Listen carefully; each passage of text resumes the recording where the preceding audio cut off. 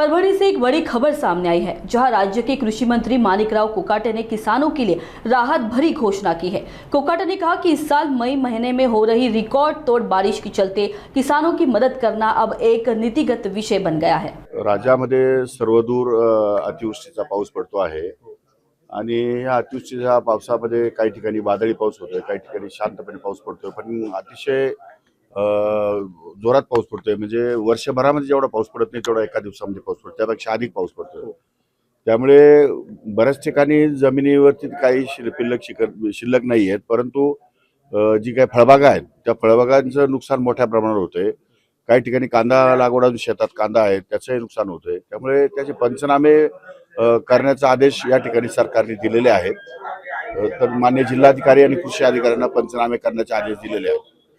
साधारण 30,000 हेक्टरवरती या ठिकाणी बाधित क्षेत्र झाले आहे आणि त्या संदर्भात नुकसान भरपाई करण्याची आपत्ती व्यवस्थापनामार्फत त्यांना नुकसान भरपाई आम्ही देणार आहोत। आता काय पाऊसाला काही करू शकत नाही आम्ही, त्यामुळे त्यासाठीच या वातावरणाशी सुसंगत असं धोरण असावं असं शेती विभागाचं किंवा शेती खात्याचं मत आहे आणि त्यासाठी आम्ही वेगवेगळ्या प्रकारचा भांडवली गुंतवणूक त्यामध्ये करतो आहोत।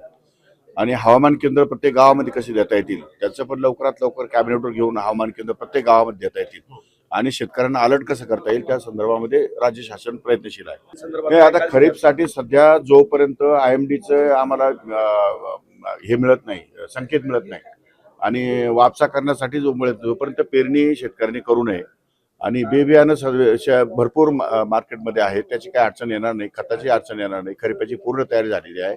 फक्त पेरणीचा इश्यू आहे, जोपर्यंत वापसा मिळत नाही तोपर्यंत पेरणी करता येणार नाही आणि म्हणून कृषी विभागाच्या सूचनेवर तो शेतकऱ्यांनी जरा वेट अँड वॉच मध्ये राहावं। त्या संदर्भामध्ये गोपीनाथ मुंडे अपघात विमा योजना आहेत, नैसर्गिक आपत्ती योजना आहे, त्यामध्ये आपण शेतकऱ्यांना मदत करतो, त्यांच्या कुटुंबियांना मदत करतो।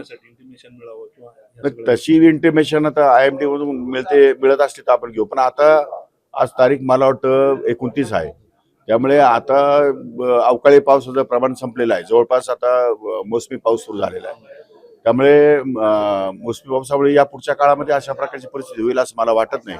पण असं काही अपघाती जर काही गोष्ट घडली तर सरकार आपल्या पर्यंत त्या ठिकाणी प्रयत्न करेल, मदत करेल।